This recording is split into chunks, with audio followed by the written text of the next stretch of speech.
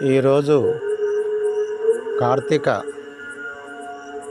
సోమవారం రెండవ వారం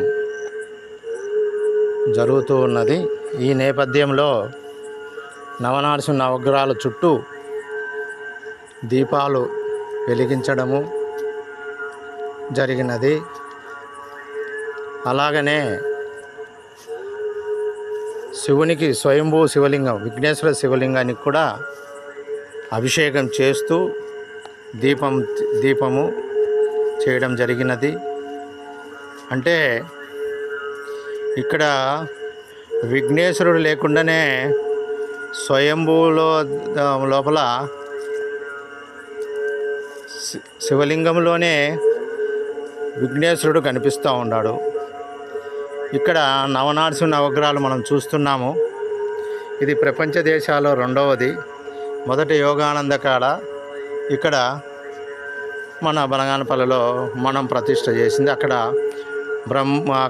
యోగానంద కాడ కాశీనాయన గారు ప్రతిష్ఠ చేస్తే ఇక్కడ మనం చేసినాము. ఇది దీపాలంకరణ. అలాగనే ఇక్కడ కూడా మనం చూస్తే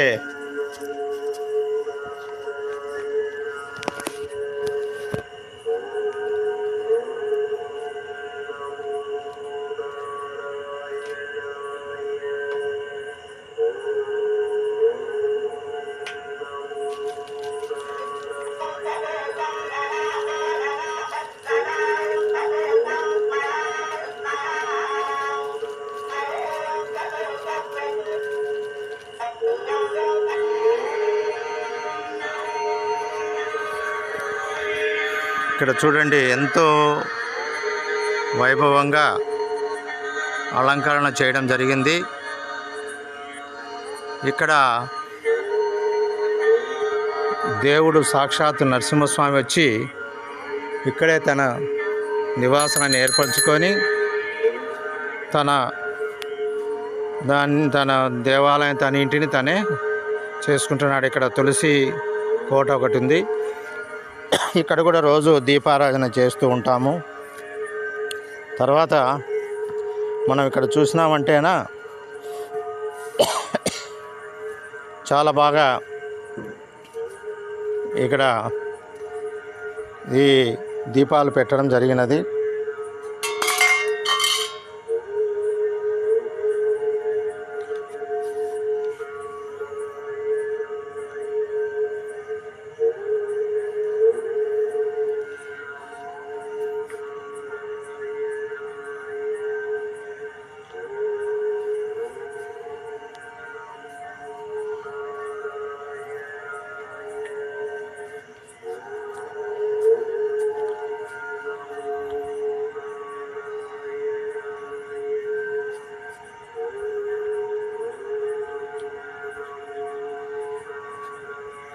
మనం ఇక్కడ చూస్తున్నాము, దీపాల మెట్ల మీద కూడా పెడుతున్నాము. ఈ కార్తీక సోమవారంలో దీపం చేస్తే చాలా మంచిది కదా.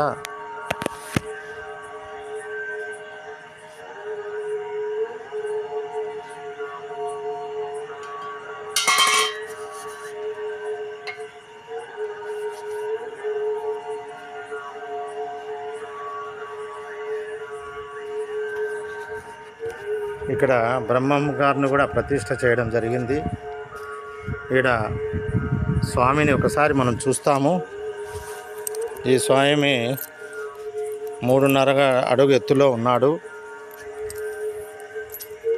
ఇది చాలామంది వచ్చి అహోబిలం నుంచి కూడా వచ్చి చూసి వెళ్తున్నారు. చాలా పవర్ఫుల్గా ఉంటాడు స్వామి నరసింహస్వామి.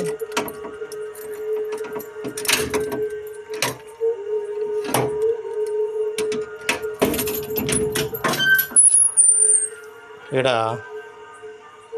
పావన నరసింహస్వామి, చెంచులక్ష్మి సమేత పావన నరసింహస్వామి. అంటే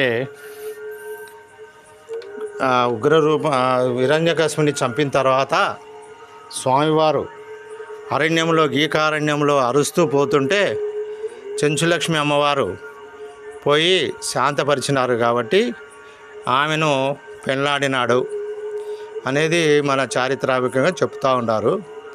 ఈ దశావతారంలో 4వ అవతారము నరసింహ అవతారము. ఈయన నరమృగ అవతారం, అంటే దుష్ట శిక్షకుడు శిష్ట రక్షకుడు. సొగం నరుడు సొగం మృగం. ఆ అవతారంతో ఎవరిని చెంచినాడు? హిరణ్యకశిపుని చంపగలిగినాడు. ఎవరి కోసం? ప్రహ్లాదుని కోసం. కాబట్టి ఈయన నమ్మిన వాళ్ళకి మళ్ళీ జన్మ లేదని అనడము, తర్వాత మనం అనుకునేటివి నెరవేరుతాయి, తర్వాత ఆయన ఎంటమ్మడి ఉండి మనకు కాపాడుతాడనేటువంటిది నానుడి ఉంది. అంటే ఖచ్చితంగా జరుగుతూ ఉంది కూడా. మరి నాకు భార్య పిల్లలు చనిపోయినారు, నేను ఈడ ఒంటరిగానే ఉన్నాను. 2,54,110 ఎన్నిక ఇవ్వడం జరిగింది. 15 లక్షల వెండి బంగారు ఆభరణాలు ఎన్నిక ఇవ్వడం జరిగింది. అంతా కూడా ఇక్కడ కళ్యాణ మండపం కూడా మొదలుపెట్టినాము. ఆయన స్వయాన చేపించుకుంటున్నాడు. ఆయన ఏం చేయించుకుంటున్నాడు? స్వయాన చేయించుకుంటున్నాడు. ఇక్కడ జయుడు విజయుడు,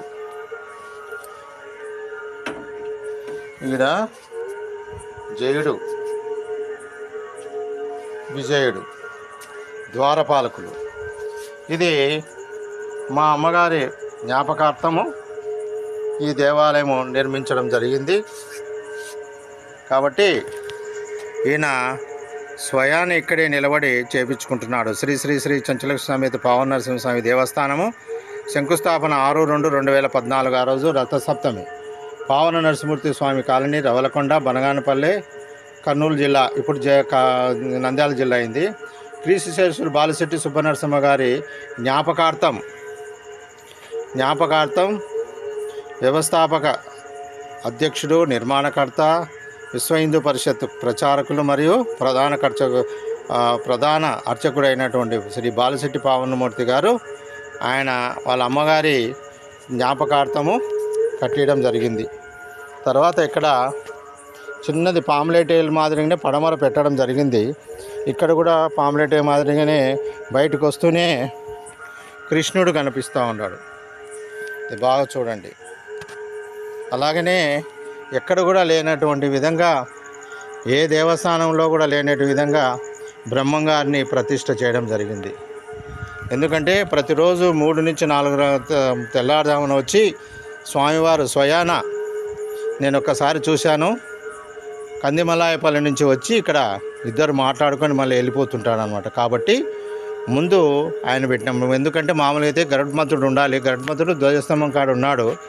కానీ ఈయనను కూడా ఆ ప్రత్యేకత, ఈ దేవస్థానం యొక్క ప్రత్యేకత. ఇంకొక విషయం చెప్పాలంటే, ఇక్కడ పుట్టుశిల పుట్ట, అలాగనే ఇక్కడ మేము మా చెల్లెలు గారు వాళ్ళు కూడా ఇది నాగేంద్రులు 3 నాగ శిల్పాలు ప్రతిష్ఠించడం జరిగినది. 3 నాగేంద్రులు, అది పుట్టుశిల పుట్ట పక్కనే. ఈ విధంగా ఇది మా అమ్మగారి విగ్రహాన్ని ఆవిష్కరణ చేసిన, ప్రతిష్ఠ చేయకూడదు.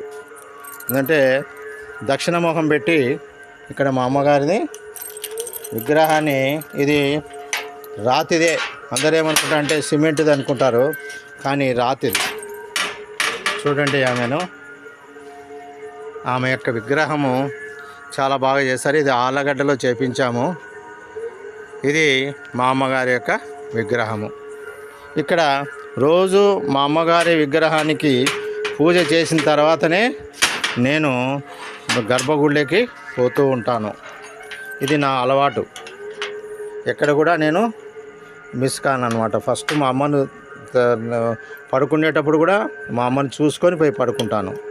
లేచేప్పుడు కూడా మా అమ్మను వచ్చి బయటకు వచ్చి, ముందు లోపల పట్టం ఉంది, ఆమెకు చూసుకొని మళ్ళీ బయటకు వచ్చి ఈమెను చూసుకొని కార్యక్రమాలు చేస్తూ ఉంటాను. ఎందుకంటే కన్నతల్లి 9 నెలలు మోసి కని మనకన్నీ కూడా ఊడిగలు చేసింది. అటువంటి తల్లిని మనం మర్చిపోకూడదు. ఇక్కడ కొంచెం రాత్రి అయిన దానివల్ల దిగడానికి కష్టంగా ఉంటుంది.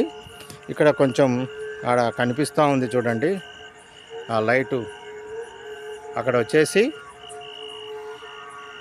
స్వయంభూ శివలింగం బయట పడింది. అది పొద్దున తీస్తాంలేండి బాగా నీట్గా. ఇక్కడ దిగడానికి కూడా సరిగా లేదు.